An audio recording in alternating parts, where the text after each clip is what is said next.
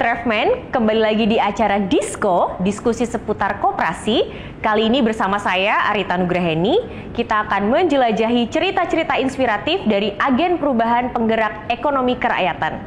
Acara ini diselenggarakan dalam rangka perluasan diseminasi gerakan nasional Revolusi Mental yang dipersembahkan oleh Kementerian Koordinator Bidang Pembangunan Manusia dan Kebudayaan berkolaborasi dengan Kementerian Koperasi dan UKM, Kementerian Koordinator Bidang Perekonomian, dan juga Badan Pembinaan Ideologi Pancasila. Siniar ini merupakan salah satu rangkaian kegiatan dalam upaya menggelorakan semangat gerakan Ayo Berkoperasi sebagai soko guru perekonomian rakyat berbasis Pancasila.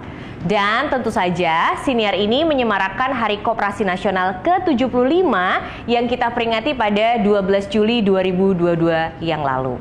Nah, seru banget kan? Biar nggak ketinggalan informasi, kawan-kawan bisa pantengin terus acara dan kegiatan Revolusi Mental dengan follow akun sosial media yang ada di bawah ini. Oh iya, di akhir acara nanti akan ada hadiah menarik buat kamu yang bisa menjawab pertanyaan dari aku ya. Jadi, simak sampai akhir. Oke, sebelum kita mulai diskusi kita hari ini, kita dengarkan dulu yuk sambutan dari Bapak Muhadjir Effendi selaku Menko PMK kita dan Bapak Ahmad Zabadi selaku Deputi Bidang Perkoperasian Kementerian Koperasi dan UKM. Assalamualaikum warahmatullahi wabarakatuh. Saudara sekalian, untuk menjadi bangsa yang mandiri dan berdaulat adalah cita-cita mulia, cita-cita luhur para pendiri bangsa ini, para founding fathers kita. Dalam konteks ekonomi, agar bangsa ini mandiri dan berdaulat, maka dipilihlah sistem ekonomi kerakyatan yang berasaskan Pancasila. Gagasan ekonomi adiluhung tersebut diijawantahkan dalam bentuk koperasi sebagaimana tertera dalam pasal 33 Undang-Undang Dasar 1945. Oleh karena itu, koperasi harus menjadi sokok guru ekonomi nasional. Saya, selaku Menteri Koordinator Bidang Pembangunan Manusia dan Kebudayaan, mendorong serta mendukung penuh gerakan Ayo Berkoperasi.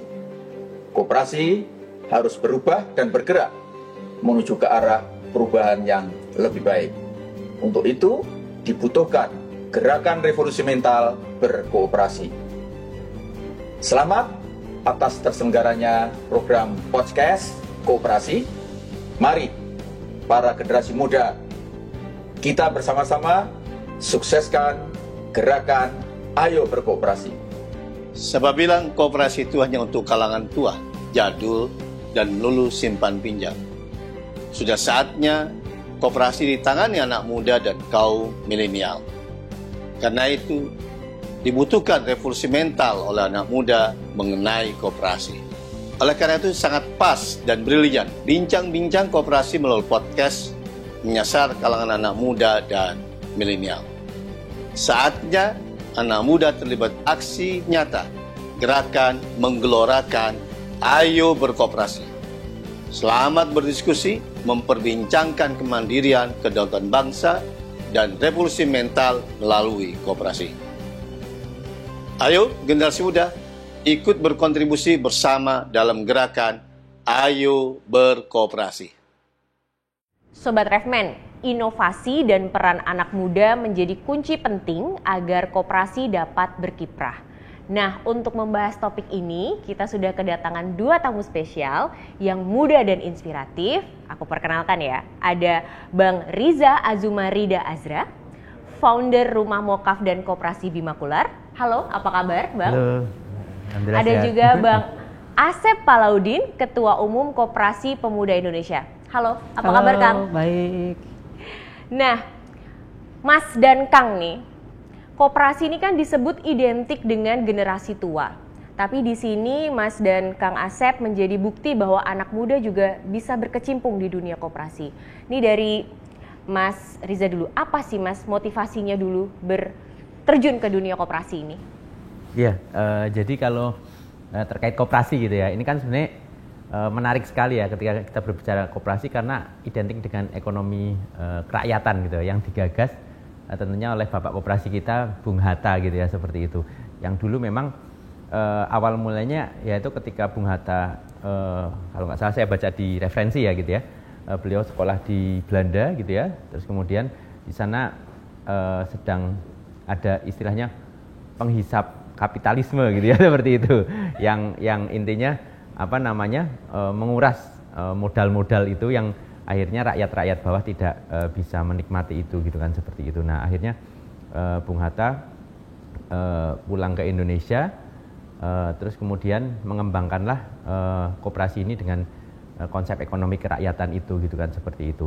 Nah kenapa akhirnya saya terjun di situ gitu ya, seperti itu, terutama di koperasi gitu. Jadi awalnya memang kami melihat bahwa gerakan yang kami lakukan adalah gerakan sociopreneur atau wirausaha sosial gitu ya, menggabungkan antara kegiatan sosial dan kegiatan bisnis menjadi konsep sociopreneur itu gitu, atau wirausaha sosial. Nah di situ kami sebenarnya menemukan titik di mana intinya adalah bagaimana kita bisa menciptakan ekonomi kerakyatan yang berkeadilan itu. Nah itu yang menjadi garis bawah kita gitu ya, seperti itu, yaitu yang berkeadilan. Dalam artian di sini berkeadilan yaitu yang memanusiakan manusia gitu ya, seperti itu, yang bisa sejahtera secara bersama-sama. Dalam artian di sini kami menggunakan konsep, kalau di luar negeri mungkin ada istilah fair trade ya, nah tapi istilah kami yaitu demokratisasi ekonomi gitu. Jadi nanti mungkin akan saya jelaskan lebih detail terkait rumah mokaf secara ekosistem gitu ya, yang di mana di situ ada petani singkong, ada pengrajin mokaf, ada anak-anak mudanya yang di situ selalu berkomunikasi, selalu terbuka gitu ya. Istilah kami demokratisasi ekonomi, sehingga tidak ada, kami melihat koperasi itu lembaga yang paling pas untuk menjadikan berkeadilan tadi. Jadi tidak ada yang sangat diuntungkan dan tidak ada yang sangat dirugikan gitu ya. Jadi terinspirasi dari Bung Hatta, kemudian melihat situasi di Indonesia ternyata koperasi masih bisa diterapkan, makanya Rumah Mokaf hadir gitu ya. Kalau dari Akang nih, apa yang memotivasi terjun ke koperasi? Nah, kalau saya ketawa dulu. Jadi kalau dikatakan koperasi kolot, teman-teman milenial atau Gen Z dan Mbak juga tidak gaul. Tidak gaul. Karena kita berangkat itu dari Kopsis, dari siswa, dan berangkat dari koperasi kampus. Oke. Ya. Jadi kalau teman-teman mengatakan koperasi itu kolot, mengatakan koperasi ini tidak generasi tua, berarti tidak gaul di kampusnya. Tidak gaul dong. Okay. Makanya gaul itu kan tidak hanya nongkrong di di kafe ya. Di kafe saja, tapi sering-seringnya main ke koperasi mahasiswa. Nah, insya Allah di situ juga sudah kita siapkan untuk mungkin diskusi-diskusi kecil, ada wifi-nya, ada juga beberapa kopma yang sudah menyiapkan perpustakaan perpustakaan mininya di kafe-kafe milik koperasi mahasiswa. Nah, jadi teman-teman generasi muda itu atau generasi saya juga ya, ketika tahun 2004 di kampus sebenarnya tidak kolot juga. Yang penting kita bagaimana bisa bergaul di kampus ini gitu kan. Karena memang kita berangkat dari kalangan muda di kampus dan koperasi siswa. Nah kalau siswa kan biasanya kita kan, itu ada koperasi ya, koperasi kayak UKS atau apa ya. Kalau di kampus memang masuk dalam linear UKM, unit kegiatan mahasiswa. Ada yang panjat tebing, ada yang lain-lain ya. Setara ya. Ya setara. Tapi memang koperasi ini sebenarnya kan badan hukum. Jadi teman-teman generasi muda ini kan kalau mendirikan usaha kan hanya dua. Satu PT, yang kedua koperasi. Yang lain itu kan hanya kompetitor ya, atau yayasan itu kan, bukan badan hukum usaha. Nah itu pilihannya cuma dua. Jadi kalau teman-teman banyak gaul itu kan tidak harus nongkrong atau jadi Kang Asep anak gaul nih. Anak gaul. Nah, harus gaul kita di kampus itu supaya mengenal koperasi lebih dini. Nah mungkin kita berharap juga teman-teman nanti yang di kampus baru masuk atau maba ya, kita berharap Gen Z ini jadi mahasiswa gaul.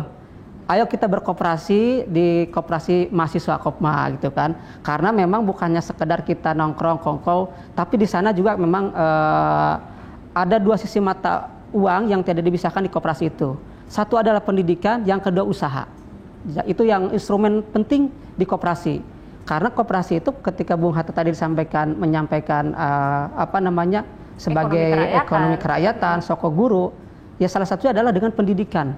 Hanya di koperasi berbadan usaha itu kita mulai dengan pendidikan dulu. Kalau di kami, di koperasi kampus, di koperasi Kompontren ya, kalau anggota kita ada Kompontren, itu ada namanya pendidikan dasar. Ada Diksar, ada Dikmen, ada Dikjut. Lanjutan, Dikmen itu untuk calon-calon manajemen, pengurus. Kalau Dikjut itu nanti dia setelah jadi pengurus, gitu kan, atau jadi pengurus. Nah, juga ada usaha. Nah, teman-teman yang hobi wirausaha bisa kita wadahi di koperasi-koperasi kampus. Atau juga di sekitar kampus juga boleh bergabung di Kopma gitu kan sebenarnya. Sebenarnya karena saat ini kan Kementerian Koperasi sedang mendorong dengan koperasi multi pihak. Jadi berbagai misalkan kalangan kampus ada UKM boleh masuk karena memang sebagian besar itu yang food court milik Kopma itu rata-rata kita menampung jauh UKM untuk masuk ke dalam kampus. Jadi Kang Asep mulai tergabung dengan koperasi itu 2004. 2003 saya Diksar. Okay. Pendidikan dasar. Nah, saat selanjutnya itu mahasiswa. Masih mahasiswa semester 2. Kayaknya juga tanya kan ikut apa dulu nih? Biasanya kan kita dari kampung kita ikut hiking lah gitu. Kita dari kampung ngapain juga ikut gitu. Kita berusaha aja lah karena memang 2004 itu kan ada musim namanya telkompleksi ya. Nah, saya udah mulai belajar memasarkan telkompleksi di Bandung. Karena di Bandung itu ada Gazebo kan yang hari Minggu ramai ya. Saya memasarkan telkompleksi karena kan masih booming tuh ya. Tapi di kampus juga saya ternyata Kopma lah yang ini. Sampai kita kan waktu di Bandung ya di Unpad tuh kan sampai memiliki armada. Trayek Jatinangor di Pati Ukur itu kan. Itu koperasi loh gitu, kampus mahasiswa. Walaupun pada akhirnya kita juga dimarahin sama rektor. Ini kalau kecelakaan di jalan tanggung jawab siapa kan itu kan. Tapi memang Kopma ini ya cukup banyak yang mampu mengajak juga UMKM ya. Termasuk juga memang kita bisa memberikan beasiswa terhadap anak-anak karyawannya. Oke, menarik banget. Seperti UNY di Yogyakarta. Dulu Brawijaya juga sangat berjaya ya sebelum memang ada pergeseran antara pihak rektorat dengan mahasiswanya ya gitu ya. Aku kembali ke Mas Riza nih. Kalau Kang Asep tadi 2003, 2004, sekalian nih Mas Riza boleh nggak sih ceritain awal mula rumah Mokaf dan juga tadi koperasi Bimakular, ada dua Bimalukar. Bimalukar. Boleh diceritain awal mula ini sekaligus biar memantik teman-teman muda di rumah nih untuk jadi agen penggerak juga. Ya, jadi Rumah Mokaf itu suatu ekosistem besar gitu ya, yang di situ berawal dari keprihatinan kita waktu itu 2014 Mbak, ketika saya balik kampung ke Banjarnegara. Waktu itu saya punya gerakan karena waktu itu Banjarnegara itu kampung halaman saya, Banjarnegara itu di Dieng ya, Dieng itu indeks pembangunan manusia termasuk yang paling rendah ya di Jawa Tengah. Salah satunya banyak anak-anak di desa-desa pelosok Banjar itu yang putus sekolah gitu kan, seperti itu. Pendidikannya banyak yang nggak SD pun nggak lulus gitu kan, seperti itu. Karena mereka langsung kerja gitu ya, seperti itu. Nah terus akhirnya saya dan anak-anak muda ke desa-desa pelosok-pelosok itu Banjarnegara untuk waktu itu kita ada gerakan namanya Sekolah Inspirasi Pedalaman. Jadi menginspirasi anak-anak untuk mau melanjutkan ke jenjang yang lebih tinggi waktu itu. Jadi ya. ini belum ke koperasi dan rumah Mokaf ya. Jadi ke gitu. sekolah dulu, ke pendidikan dulu. Pendidikan dulu gitu. Nah setelah itu setiap Sabtu Minggu kita biasanya gerilya untuk menginspirasi anak-anak di desa-desa itu. Suatu saat kami menginspirasi di desa penghasil singkong terbesar di Banjarnegara. Kami lagi bermain bersama anak-anak SD ya, seperti itu. Terus tiba-tiba ada itu petani yang datang ke kita sambil menangis. Harga singkong waktu itu 200 perak per kilo gitu ya. 2014-an ini kita harus bicara ya. 200 perak per kilo. Jadi singkong berhektar-hektar dibiarkan membusuk di lahan. Karena nggak untung juga kalau dipanen malah rugi gitu kan, seperti itu. Jadi udah biarin busuk aja gitu kan, seperti itu. Nggak usah dipanen sekalian gitu kan, karena harganya 200 perak per kilo. Nah dari situ akhirnya saya tergerak hatinya, wah ini harus diselesaikan gitu kan, seperti itu. Bagaimana petani singkong ini harus diangkat martabatnya gitu kan. Nilai dari singkong ini pasti ada sesuatu yang bisa kita gali gitu. Sebenarnya basic saya itu bukan teknologi pangan, bukan pertanian gitu, tapi teknik elektro gitu, seperti itu. Gelar saya tapi ST. Tapi itu nggak menghalangi ya. Iya. Ngomongin singkong. Betul, gelar saya ST Sarjana Teknik yang sekarang udah berubah jadi Sarjana Telo. Ya, nah. Tapi dari situ saya akhirnya mencari artikel, jurnal, terus kemudian bersilaturahim ya terhadap orang-orang praktisi, pakar, akademisi tentang singkong gitu ya. Nah, ternyata ada di titik kami menemukan bahwa ternyata singkong ini bisa diolah menjadi mokaf Atau mokaf itu kepanjangan dari modified cassava flour atau tepung singkong yang termodifikasi yang memiliki karakteristik sama dengan tepung terigu gitu. Dan hampir juga sama jadi punya dengan nilai jual gitu ya. Ya, dan lebih sehat karena gluten free, rendah indeks glikemik, ya serat gitu. Akhirnya saya belajar dari nol sampai bisa membuat tepung mokaf itu. Terus kemudian sembari saya menggali-gali data gitu. Ini apa sih mokaf ini, karakteristiknya sama dengan apa sih? Ternyata karakteristik mokaf itu hampir sama dengan tepung terigu. Tepung terigu terbuat dari gandum dan kita tahu semuanya ya, Indonesia sampai detik ini adalah negara pengimpor terigu terbesar sedunia. Betul. Yeah. Dari Sabang sampai Merauke tidak ada hamparan gandum, 100% harus impor. Tetapi kita bisa lihat ada gorengan di pinggir jalan semua pakai tepung terigu, ada mie ayam, ada roti-rotian dan lain sebagainya. Kan kalau di kampung halaman saya ada makanan khas, makanan tradisional, hampir setiap pertigaan ada, namanya tempe mendoan. Iya, aduh. Ya. Jadi makanan khas, tapi tempenya tidak dibalut oleh tepung yang impor gitu, iya, seperti itu. Nah, saya melihat di situ. Ironi ya di situ. Ironi ya. sekali. Tapi di sisi lain, Mbak, Indonesia 2014-2015 ya kami dapat data itu, Indonesia negara penghasil singkong terbesar kedua setelah Brazil. Dari Sabang sampai Merauke, singkong tinggal tancap pasti panen. Gitu kan, seperti itu. Tapi data yang lebih miris lagi adalah 98% petani singkong di Indonesia itu berada di bawah garis kemiskinan, gitu, seperti itu. Itu kan data yang sangat ironis ya. Impornya tiap tahun pasti meningkat 14,5% ke atas. Pasti setiap tahun meningkat, Mbak, impor terigunya. Tapi petani singkongnya selalu di bawah garis kemiskinan. Padahal singkong bisa diolah jadi tepung mokaf yang jauh lebih sehat dan bisa mensejahterakan petani singkong lebih banyak. Tapi memang mokaf ini pertama kali baru gerakan oleh koperasi mokaf atau sebelumnya di daerah lain? Sebelumnya sebenarnya sudah ditemukan ya 2006 atau 2007 ya, saya lupa gitu. Tapi sudah mulai di riset oleh beberapa universitas gitu ya, seperti itu. Tetapi belum banyak ya baru booming kan ketika ada anak-anak muda di Banjar yang ternyata kita gerakan tentang kedaulatan pangan ini dan ternyata bisa menggerakkan teman-teman di lapangan gitu, seperti itu. Inspiratif sekali loh, menggerakkan ekonomi kerakyatan karena keresahan terhadap situasi yang dilihat sehari-hari. Betul, petani. Nah, jadi rumah mokaf tuh akhirnya kita membuat ekosistem ya. Di rumah mokaf itu rumah besar yang di situ ada. Jadi berdirinya tahun berapa nih, Mas? 2014 lebih ke pemberdayaan 100%. Waktu itu kami punya pikiran gimana caranya menyelesaikan masalah petani singkong itu, untuk mengangkat martabat singkong itu sendiri. Tapi waktu itu mindsetnya masih sosial 100%. Belum ada kepikiran untuk bikin unit usaha ini gitu. Karena waktu itu yang penting petaninya dapat inovasi baru, singkong bisa diolah menjadi nilai yang lebih gitu ya, seperti itu. Waktu itu kita ajarkan secara cuma-cuma ke petani singkongnya gitu ya, seperti itu. Nah, pikir kita waktu itu setelah mereka bisa gitu ya, terberdayakan, mereka bisa jual sendiri gitu. Tetapi yang jadi masalah waktu itu ternyata pemberdayaan masyarakat itu memang dari hulu ke hilir ya. Harus kita selesaikan gitu ya. Dilepas di tengah jalan Jangan. Nah, waktu itu kami malah di demo petani gitu ya. Karena sudah diajarin bikin mokaf gak bisa jual gitu kan, seperti itu. Gak bisa kebuang ya, ini gimana ini jualnya gitu, karena masih produk baru waktu itu ya. Kayaknya waktu itu ini memang kita selaku anak-anak muda itu pemberdayaan masyarakat itu nggak bisa dari hanya ngajarin saja tapi nggak menyelesaikan masalah hulu sampai hilir, dalam artian pasar ini ya, seperti itu. Akhirnya kita gimana sih cara menyatukan antara kegiatan sosial dan bisnis gitu.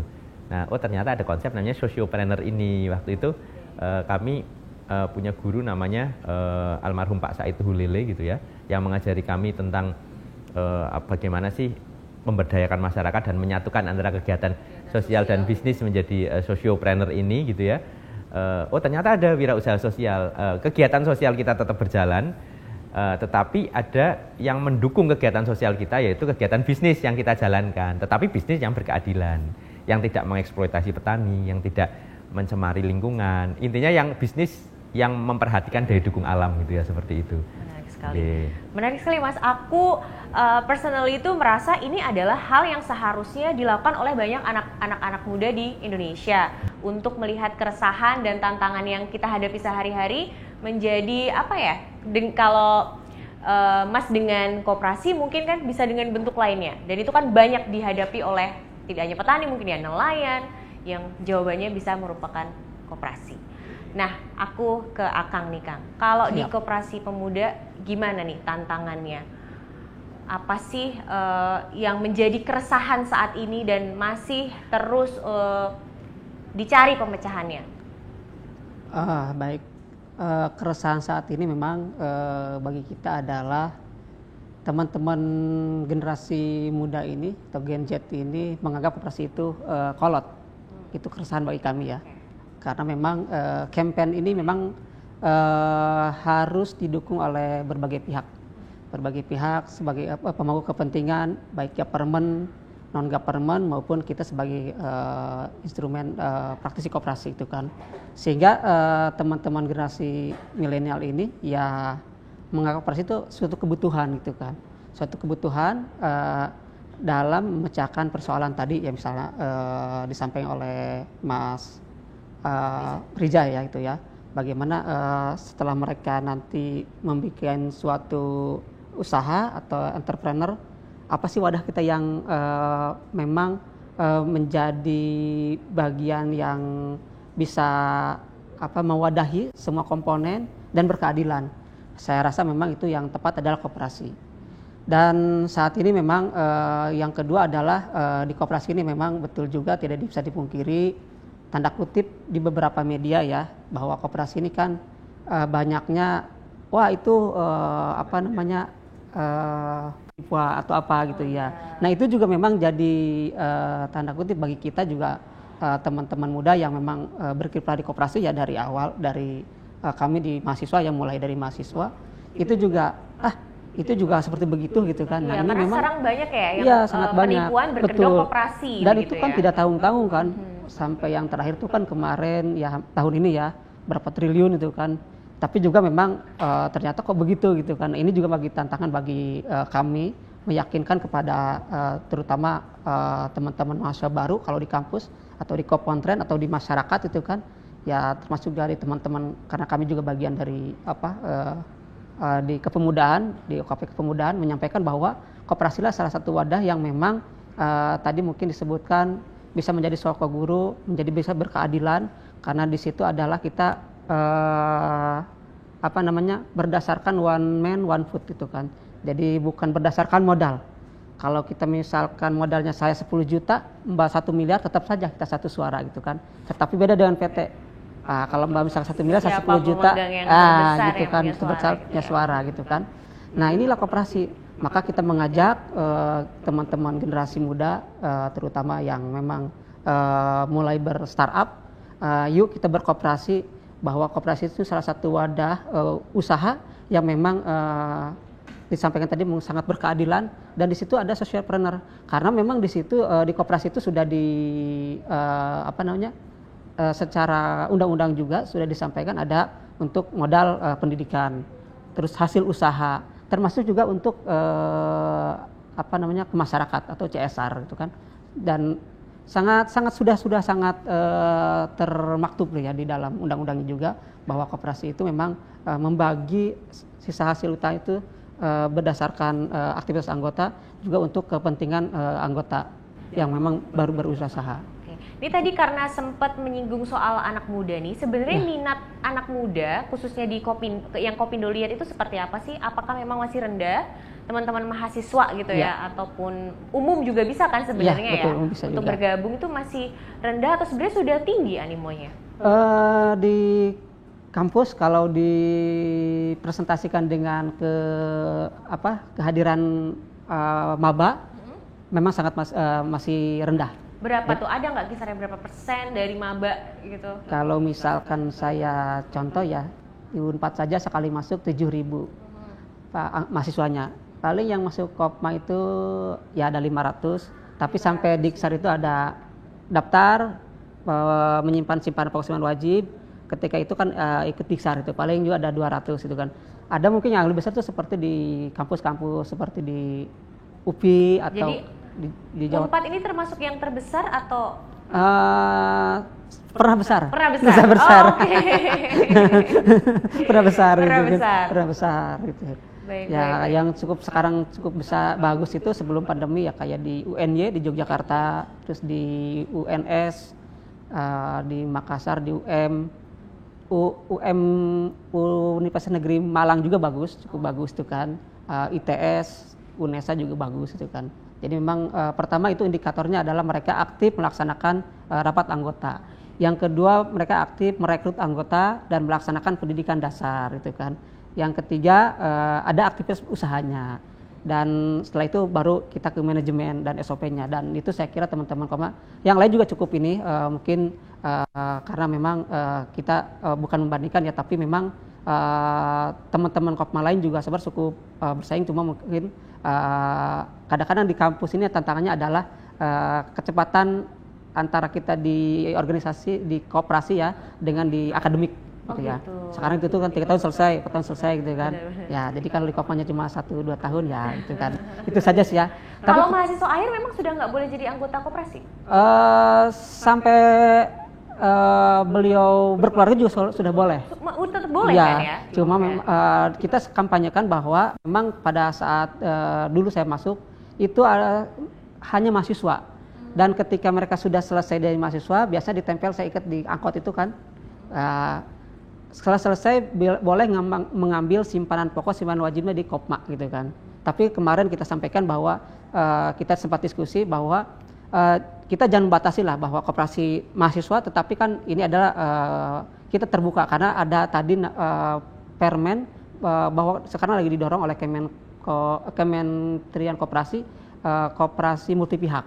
Ya barangkali yang sudah alumni itu menjadi salah tetap satu anggota. Iya, karena memang tadi ada multi pihak, berarti siapa tahu alumni ini menjadi bagian juga secara finansial, mendorong permodalan, atau juga nanti mereka juga memberikan ide-ide yang tadi disampaikan juga bisa memberikan yang brilian untuk kemajuan koperasi itu sendiri.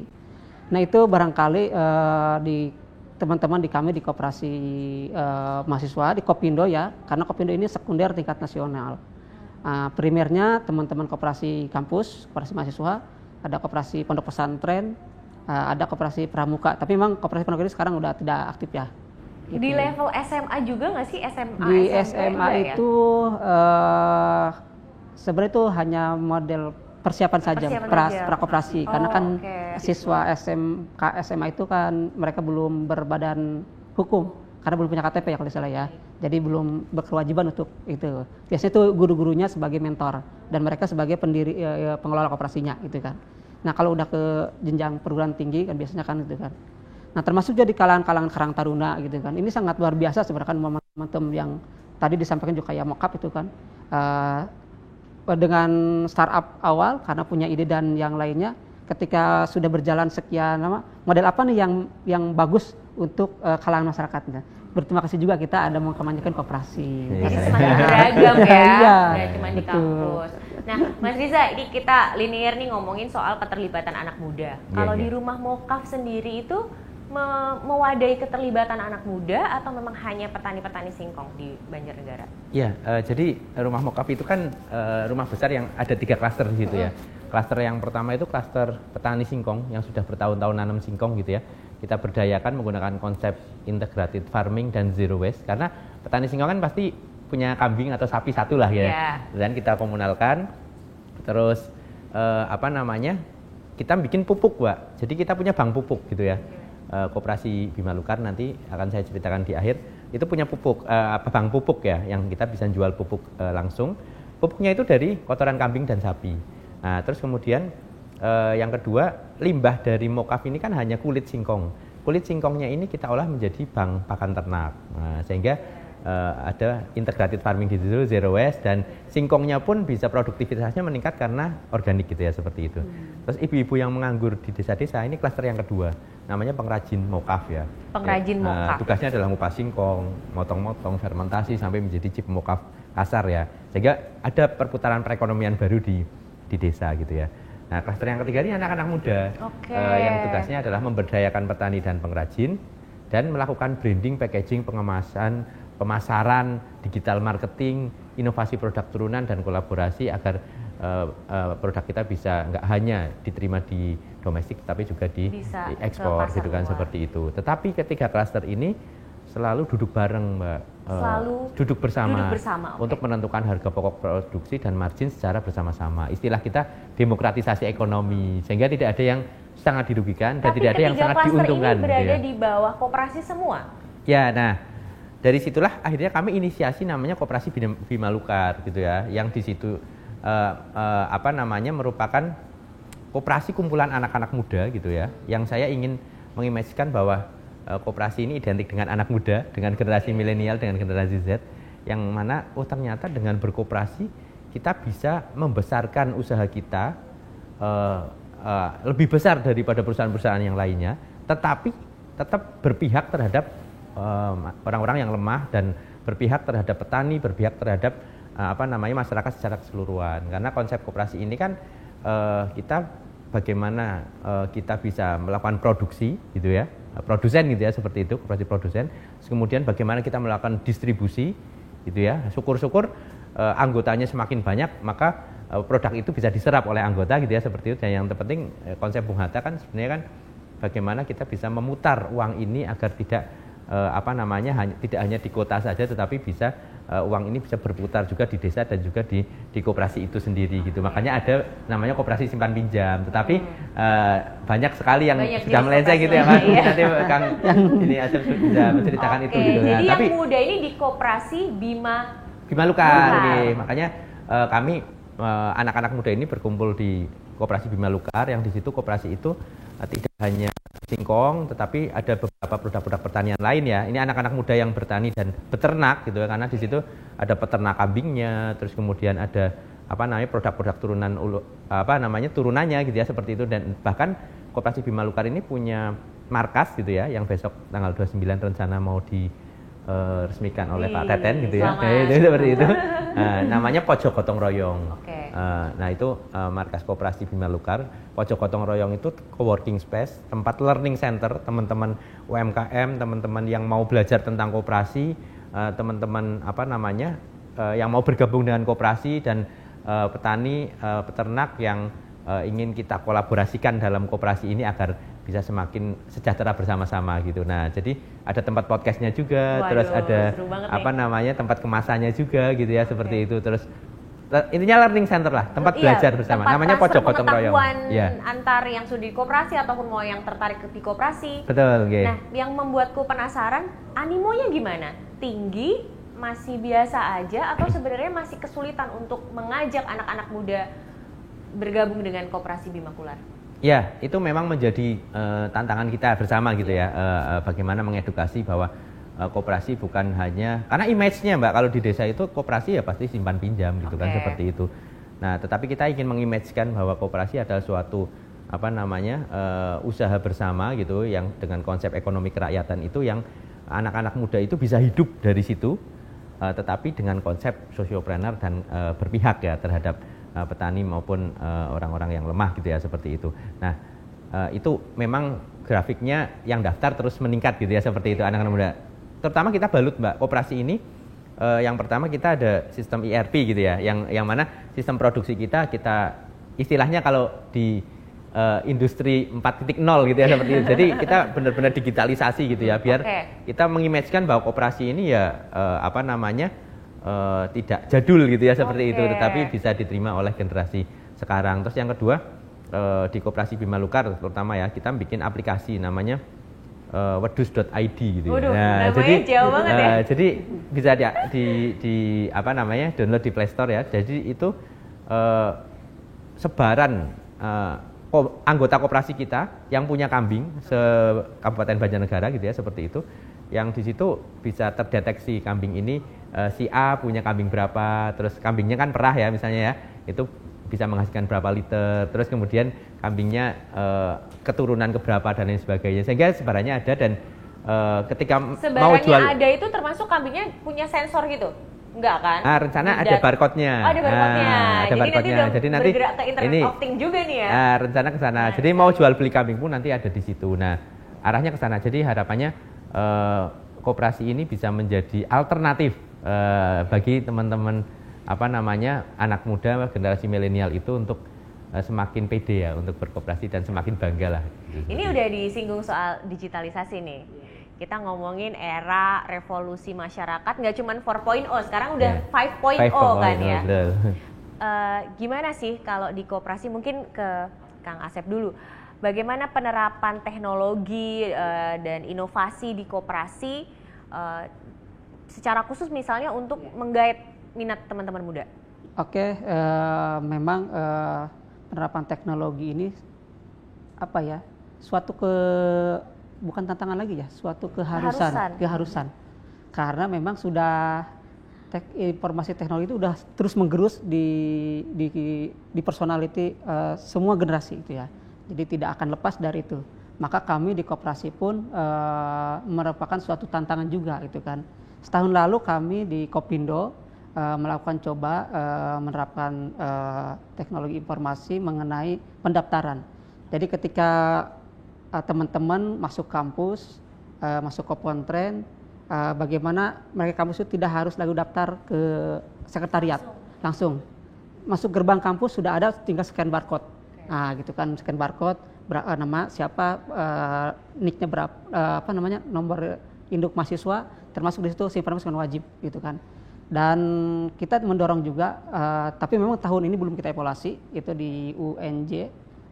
Tahun 2020 diterapkannya baru di UNJ. Baru di UNJ. Okay. Nah, rencana tahun ini kita evaluasi sejauh mana penerapan teknologi itu, karena memang ini juga kan karena kami di kampus rata-rata base-nya, jadi kampus juga baru masuk baru 50% ya. Per 2022 bulan pertengahan tahun kemarin itu kan ya. Jadi kita coba terus evaluasi, termasuk juga untuk pembayaran misalkan simpan penghasilan wajibnya. Jadi kalau kita berharap ke depan teman-teman koperasi Kopma itu atau koperasi pemuda itu cukup nanti bayar pakai QRIS juga gitu kan. Kita mendorong memang karena selain memang itu untuk dari sisi administratif gitu kan. Kedua mungkin ke depan kita juga mendorong bagaimana kita bisa menyiapkan marketplace di kalangan kampus, di kalangan koperasi pemuda. 3 tahun lalu saya coba menginisiasi 2017 dengan teman-teman untuk mendorong marketplace di teman-teman koperasi pemuda khususnya di kampus, karena kebutuhan teman-teman ini kan ya tidak jauh dari IT juga ya, seperti bisa kebutuhan laptop, terus gadget, terus lainnya gitu kan. Nah kita minimal menyisir itu, tapi memang pada saat itu apakah kita launchingnya entah di teman-teman internal kita saja atau kita juga langsung ke umum gitu kan, karena biaya maintain dengan perputaran harus seimbang gitu. Betul. Kan karena ya teman-teman ini kan sudah biasa ya, karena belanja lewat aplikasi ya. Pembayaran juga, atau di kos-kosnya juga bayar listrik ya, dan lain-lain. Semuanya udah ekosistem digital gitu ya. Dan ini sangat luar biasa kan, misalkan kalau di Depok gitu kan, ada beberapa kampus memang UI juga ada koperasi mahasiswanya, ada 2 malahan, tapi walaupun belum anggota kita ya, tapi juga itu kan komunitas sangat banyak sekali kan, makanya di situ tumbuh ekonomi kan, di setiap ada kampus pasti ada tumbuh ekonomi masyarakat gitu ya, baik itu adalah sifatnya kos-kosan atau yang lainnya, dan bagaimana ekosistem ini bisa kita wadahi sebenarnya. Dan ini memang tantangan cukup lumayan, sebagai kita sedang menjajaki dulu untuk evaluasi pendaftaran bagi teman-teman anggota baru yang sedang kita jalankan ini gitu kan. Nah next mungkin kalau ini sudah cukup, ini akan kita coba develop ke teman-teman di koperasi pemuda yang lain, mudah-mudahan nanti bisa juga di-drive ke teman-teman Kopma yang lain di Indonesia gitu kan. Jadi memang uji cobanya di beberapa lokasi dulu, baru kita mau dievaluasi, baru kalau baru akan diperbesar skalanya betul. Gitu ya. Oke, menarik sekali. Mas Riza, tadi kan udah disinggung nih wedus.id, aplikasi untuk nge-track domba dan kambing ya. Selain itu apa sih inovasi yang diterapkan, diaplikasikan di Rumah Mokaf ini? Ya, jadi memang harapan kami ini betul ingin menggait anak-anak muda sebanyak-banyaknya gitu ya, seperti itu. Jadi bagaimana anak muda bisa semakin tertarik dengan koperasi gitu ya Mbak, seperti itu. Nah, kami punya website namanya Indonesia Berdaulat.org.id ya, seperti itu. Nah di situ nanti bisa mendaftar koperasi Bima Lukar secara online gitu ya, seperti itu, untuk menjadi anggota gitu ya, seperti itu. Dan itu beberapa program-programnya juga ada di situ. Yang pertama itu untuk memudahkan ya. Jadi anak-anak muda agar bisa dan mau ya untuk bergabung ke koperasi. Selain itu kami juga ada yang tadi pojok gotong royong itu, yang di situ termasuk podcast dan tempat edukasi. Karena kita tiap Sabtu Minggu biasanya ngumpulin anak-anak muda untuk berdiskusi tentang koperasi, tentang ekonomi kerakyatan, tentang UMKM dan lain sebagainya. Jadi digital ini, inovasi digital digunakan menjadi bagian dari campaign, bagian dari untuk memperkenalkan kegiatan-kegiatan dari Rumah Mokaf maupun Bima Lukar. Bima Lukar itu. Okay. Nah. Selain itu ada lagi nggak Mas? Apakah misalnya ada juga tantangan, karena kan ada petani-petani juga nih dari ibu-ibu. Apa sih tantangan mereka ketika ada penggunaan teknologi ini, kesulitan atau justru mereka sangat bisa beradaptasi? Karena kami lagi terus mengembangkan tentang fair trade itu ya dan sociopreneur itu ya. Jadi nanti di kemasan Mokafen ya, tempat kami Rumah Mokaf itu ada barcode yang nanti kalau di scan itu nanti akan telusur ini Mokaf terbuat dari singkong yang misalnya ditanam oleh Ibu A gitu kan, gitu kan seperti itu.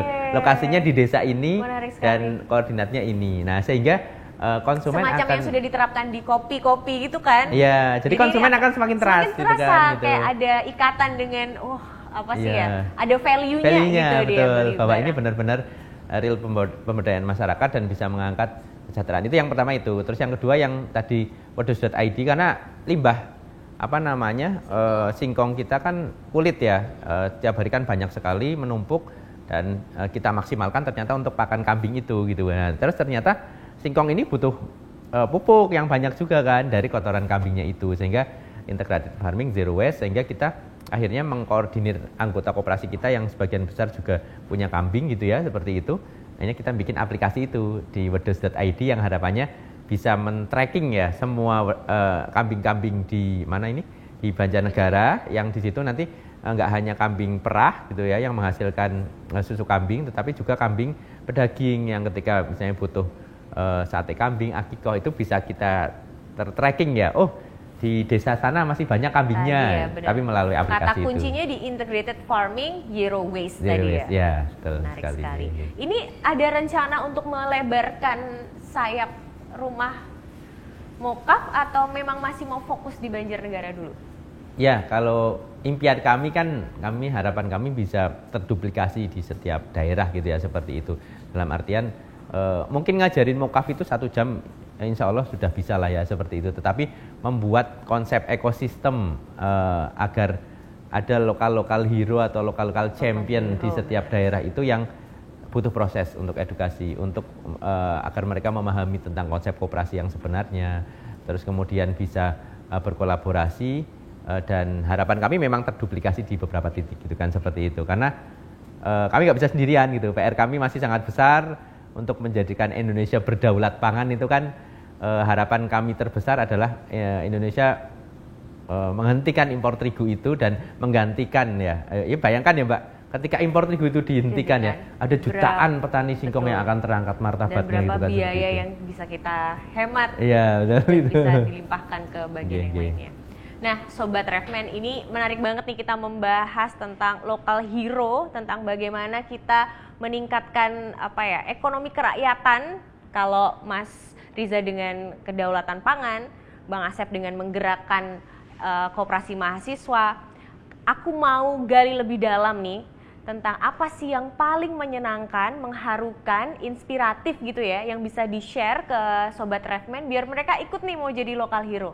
Dari Kang Asep, apa sih pengalaman berkiprah di koperasi yang ini nih yang paling bikin aku betah di sini dan mau memperjuangkan koperasi? Pertama memang teman-teman sahabat muda ya, bahwa di koperasi itu sangat menyenangkan, sangat asik ketika teman-teman bagi kalangan kampus ya, atau juga generasi muda di luar kampus, berkoperasi itu sangat enjoy, asik, bisa berbagi, bisa kita sharing, diskusi bareng.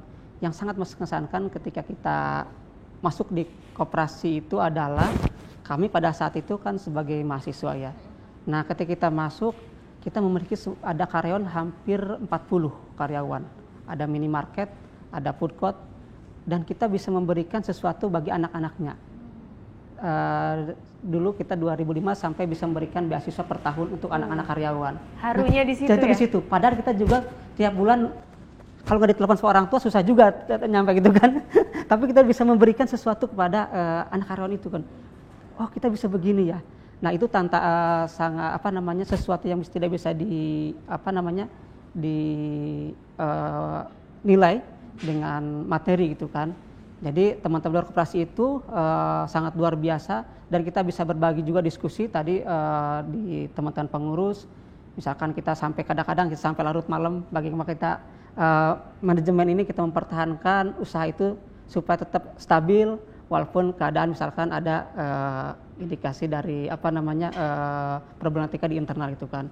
Nah ini juga menjadi yang memang kadang-kadang oh ya kita dulu sudah biasa. Yang lagi mengasihkan juga kita kadang-kadang kan bermitra dengan misalkan dengan perusahaan-perusahaan lain ya, consumer good misalkan itu kan. Dulu kami di Kopma namanya direktur Mbak, di Dirut kalau kata itu Dirut. Ya kalau hanya di Kopma Unpad yang Dirut tuh ya. Ya di bawah itu keren banget itu kan. Nah di bawah itu ada direktur umum dan direktur usaha. Nah ketemu dengan kepala cabang. Nah kita bisa tukar kartu nama kan. Bro, ini Dirut bro yang hadir tahu gitu. Keren sekali kita kepala cabang kalah padahal kita juga mahasiswa Pak. Tapi memang kita adalah posisi kita ya kita di koperasi itu memang yang pada itu memang sudah stabil ya. Jadi memang kita mengelola usaha itu yang memang sangat berdinamika karena karyawan itu adalah lebih tua dari kita lebih tua yang pasti dan mereka juga lebih lama sebagai karyawan. Kita masuk baru 2 tahun, dia udah 10 tahun jadi karyawan. Nah ini tantangan yang ini, jadi dinamika di situ. Termasuk sampai ke sekunder di Kopindo gitu kan. Karyawan udah ada yang sampai 30 tahun. Kita masuk baru 2 tahun, baru lulus kuliah lagi. Nah ini juga tantangan memang. Jadi kita memberikan motivasi untuk kita pribadi ya, ataupun untuk karyawan itu tantangan tersendiri. Jadi di koperasi pun tantangan untuk berorganisasi, punya leadership itu nggak kalah dengan organisasi lainnya ya? Ya, jadi ketika kita di situ juga dituntut sudah matang. Jadi kita keluar di organisasi apapun atau di perusahaan apapun kita sudah terbiasa sebenarnya itu kan. Nah ini memang tadi disampaikan berkesannya di koperasi itu ya. Ya hampir semua koperasi kampus, koperasi pemuda punya usaha pasti memiliki karyawan. Nah itu tantangannya bagi teman-teman ketika masuk ke Kopma loh, lihat loh sebenarnya gitu kan, pasti mengesankan gitu kan. Makanya yuk kita mengajak bagi teman-teman generasi Z ketika masuk kampus kita berkoperasi. Iya. Okay. Ini generasi centennial nih yang masih mahasiswa gitu ya, sama kok menantangnya koperasi untuk mengasah leadership. Dan kepengurusan, ngurus struktur bisa di koperasi. Sangat bisa. Mas Riza nih, apa Mas yang paling mengharukan yang membuat kamu tuh kalaupun capek terobati deh ketika ngurus rumah mokaf? Oh iya, jadi memang berkoperasi itu unik sekali ya gitu ya. Maksudnya dalam artian berkeadilannya itu loh. Tidak ada yang sangat dirugikan dan tidak ada yang sangat diuntungkan gitu. Jadi nggak ada yang memonopoli juga. Jadi sejahtera bareng-bareng gitu ya, sejahtera secara bersama. Nah, dulu itu 2014-2015 ya Mbak, waktu saya ke desa-desa itu ketemu petani itu, hampir seluruh petani singkong itu terjerat bank rentenir itu Mas. Hutang karena Bang Emok. Ya karena panennya setahun sekali, ketika panen 200 perak per kilo gitu kan. Jadi mereka kalau mau nanam pasti akan harus hutang gitu kan, seperti itu. Nah, ketika kami himpun dalam koperasi, terus kemudian akhirnya kita terus edukasi, kita dampingi. Hal yang paling bagi kami berkesan sekali itu ketika Mas, saya sekarang udah bisa nabung gitu kan, seperti itu kan rasanya ya betul, gitu saya sekarang udah bisa biayai anaknya sekolah. Nah itu menurut saya itu hal yang tidak bisa terbayarkan gitu ya, seperti itu. Makanya kami punya tagline ya dari guru kami nih, ini yang di kaos ini. Oh iya nih, boleh dikasih lihat ke sahabat Refmen nih. Jadi tagline-nya itu selama rakyat masih menderita tidak ada kata istirahat ya. Jadi kami akan terus berjuang untuk rakyat ya, terutama yang kaum marginal gitu ya, biar setidaknya modal atau kapital ini tidak hanya berputar di kalangan segelintir orang saja, tetapi para petani, para masyarakat di kalangan desa di bawah itu juga bisa menikmati modal itu. Karena koperasi itu menurut saya konsep oleh Bung Hatta yang bagi saya sangat sempurna gitu ya seperti itu, karena di situ kita menguasai produksinya gitu ya seperti itu, terus kemudian kita menguasai distribusinya, bahkan kita menguasai perputaran uangnya gitu seperti itu, karena uang itu akan berputar di anggota koperasi dan di desa tersebut gitu, sehingga menurut saya itu konsep yang sudah sangat sempurna gitu, dan kita harus banyak referensi ya, banyak perusahaan-perusahaan besar seperti kalau di luar, di IKEA kan juga koperasi juga ya seperti itu, terus kemudian ada Nestle dan lain sebagainya, itu kan ternyata bisa gitu ya koperasi menyaingi perusahaan-perusahaan. Jadi sayang besar, kalau gitu, yang merasakan manfaat koperasi masih segelintir orang ya, betul, perlu untuk diduplikasi di tempat-tempat lain. Dan terkadang ketika kita ingin berusaha, misalnya kita bikin PT cuma 5 orang, 2 orang, kita pasti akan ke kesusahan terkait modal gitu. Tapi kalau di koperasi nggak ada kesusahan modal gitu, karena kita ada simpanan wajib, simpanan pokok yang akhirnya modal itu terus bergulir, dan kesejahteraan ini bisa dibagi secara merata di rapat akhir tahunan gitu ya, seperti itu. Nah, itu yang terkadang menjadi hal yang sangat menarik ya, membuat kita semakin semangat gitu, karena kita tidak hanya sukses untuk diri kita sendiri, tetapi bisa mengangkat kesejahteraan banyak orang yang ada di sekitar kita, terutama anggota koperasi yang ada itu, seperti itu ya. Keren banget Mas Riza. Nah, Mas Riza, Kang Asep, ini ada pertanyaan dari Sobat Refman nih, yang langsung nih kita coba dengerin ya, dari Kak Angli. Halo, nama aku Angli. Aku mau nanya, sebenarnya ada nggak sih bentuk inovasi yang terbaru dari koperasi yang mungkin bisa jadi daya tarik buat generasi muda buat terlibat di koperasi itu sendiri? Makasih. Oke, jadi pertanyaannya soal inovasi yang membuat generasi muda tertarik bergabung ke koperasi. Mas Riza mungkin? Oh ya. Jadi yang ini yang sedang kami konsep di Koperasi Bima Lukar yang kami bentuk itu gitu. Jadi bagaimana kita mengimajikan bahwa koperasi juga bisa menghasilkan gitu ya, seperti itu. Itu kan sekarang image yang di generasi milenial dan generasi Z gitu ya, seperti itu. Secara gaji, secara apa itu bisa sama dengan perusahaan-perusahaan besar misalnya, seperti itu ya. Nah, makanya kami membentuk kantor koperasinya ini sebagai tulisannya pojok gotong royong itu, yang harapannya yang serupa dengan working space itu working ya. Space ya. Jadi itu ada tim digital marketing kita, dan harapan kami teman-teman anak-anak muda, generasi muda yang mau bergabung ke koperasi dan sudah punya usaha, bisa kita besarkan secara bersama-sama melalui digital marketingnya, melalui kemasannya yang lebih bagus, melalui konsep fulfillment yang bisa mengirimkan distribusi. Jadi pun kalau dia sudah gitu punya usaha turut digandeng ya? Iya, nah harapan kami itu untuk jadi yang gabung itu bukan hanya orang yang ingin gabung sebagai anggota saja, tetapi dia sudah punya usaha dan gabung koperasi, dan itu akan menjadi produk koperasi, dan kita akan besarkan produk itu bersama-sama gitu. Kalau cuma punya ide boleh nggak?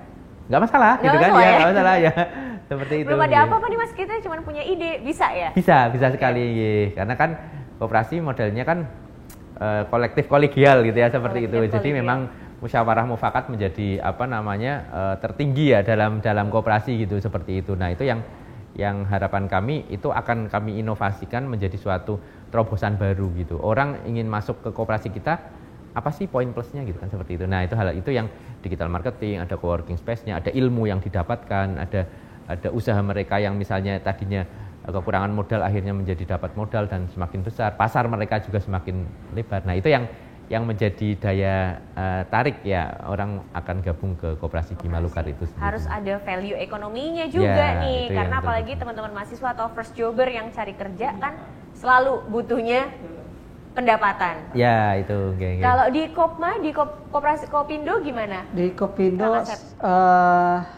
tadi pertanyaan dari Ibu ya. Dari inovasi tadi dari Kak Angli.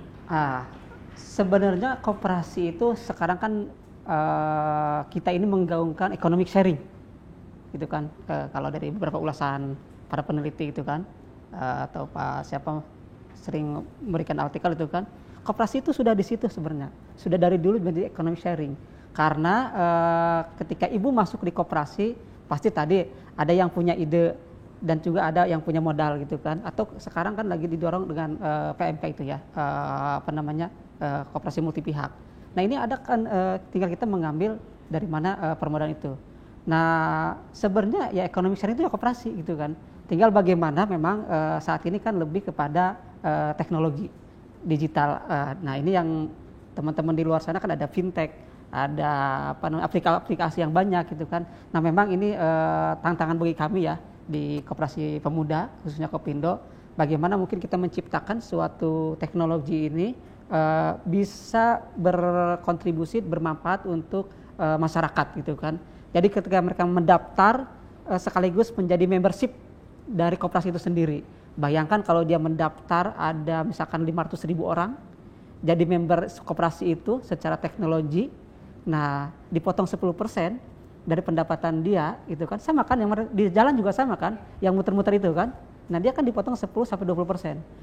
Kalau dia sehari penghasilannya 200.000, dipotong kita 10%, 20.000 kali 500.000. Nah, kalikan 1 bulan. Nah, ini sebenarnya economic sharing yang kita dorong di koperasi. Cuma memang saat ini kan hanya membership saja gitu ya, tidak dia mengikat bagaimana personality tersebut menjadi bagian dari anggota koperasi. Karena tiap tahun dia tidak melaksanakan rapat anggota. Tapi kalau koperasi kan diwajibkan melakukan rapat anggota dan berbagi SHU-nya. Nah ini sebenarnya menarik ya bagi masyarakat dan bisa bagi kami di Koperasi Pemuda, bagaimana memang economic sharing ini di koperasi kita bisa menjawantakan melalui digital teknologi. Nah sangat luar biasa memang.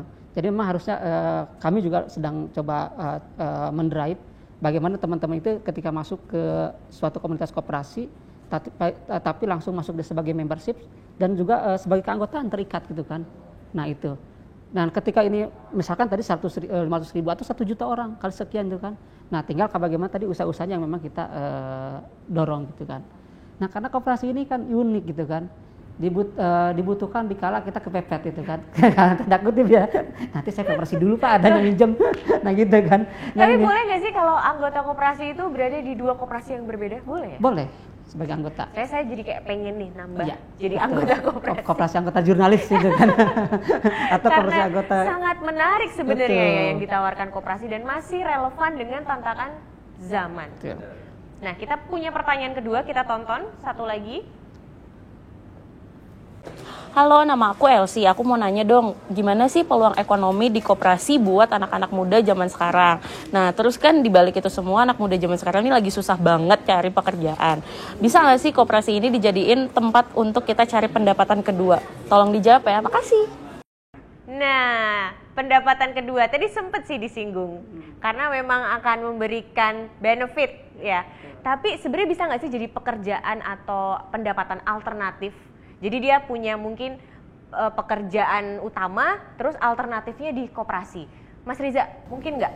Oh ya, sangat memungkinkan dan itu kan sudah berjalan ya di beberapa instansi pemerintahan maupun di perusahaan-perusahaan swasta ya, gitu ya. Itu kan banyak yang sudah koperasinya juga berkembang gitu ya. Misalnya dalam artian kayak gini, koperasi itu nggak hanya sekedar simpan pinjam ataupun harus simpanan pokok, simpanan wajib ya setiap itu, tapi juga kayak misalnya perusahaan-perusahaan besar yang sekarang ketika orang kan pasti butuh beras gitu kan, seperti itu. Nah berasnya bisa dikoordinir oleh koperasi yang sehingga mereka sebenarnya membeli produknya sendiri gitu kan, seperti itu kan, produknya koperasi yang akhirnya nanti hasil keuntungannya bisa dibagi di RAT gitu ya, seperti itu. Nah itu kan menurut saya sudah berjalan ya di Indonesia ini gitu ya, terutama di instansi-instansi kementerian ataupun di perusahaan-perusahaan swasta gitu ya, bisa seperti banget itu. Ya, bisa jadi banget alternatif pemasukan. Seperti itu. Oke. Kalau di koperasi mahasiswa dan koperasi pemuda Indonesia secara umum? Ya, bagi kami di Kopindo pendapatan kami memungkinkan saja, Mbak ya. Tapi jangan juga jadikan alternatif. Harus jadi utama koperasi itu. Enggak boleh jadi alternatif. Jadi nomor 2-in. Jangan nomor-2-in dong. Harus jadi yang utama dong. Karena koperasi ini tadi ya kita berbadan hukum. Badan hukum yang sah menurut undang-undang Kementerian Hukum dan HAM. Hanya koperasi dan PT gitu kan. Yuk kita berkooperasi gitu kan. Jadi jangan jadi alternatif, tapi kita jadi poin utama. Kalau memang ibu rumah tangga dalam satu kawasan misalnya RT RW membuat ada 20 orang, apa sih kebutuhan di situ kan? pasti tiap bulan itu tidak lebih dari 20 kilo beras sembako lah gitu kan. Nah, tinggal di situ saja. Itulah perputaran ekonomi. Kalau diseriusin akan menjadi tumbuh besar. Seperti tadi Mas Reza sampaikan gitu kan. Diseriuskan. Nah, kalau sudah banyak apa nih wadahnya gitu kan, koperasi. Ya, tapi kalau misalkan tadi alternatif sebagai pendapatan kedua boleh saja. Mungkin Ibu bisa yang kedua juga gitu kan. Harusnya pendapatan yang utama gitu kan. Nah, jadi karena memang koperasi kalau diseriuskan akan lebih besar. Tadi disampaikan juga seperti PMA yang di Indonesia ya, seperti IKEA, terus Nestle, termasuk juga klub bola ya. Klub bola itu udah koperasi dan mereka bisa ekspansi keluar daerah ya, ke luar negeri gitu kan. Dari luar negeri ke kita gitu kan. Dan kalau memang kita serius ya seperti misalnya di kita juga memang seperti GKSI ya, Koperasi Susu Indonesia gitu kan.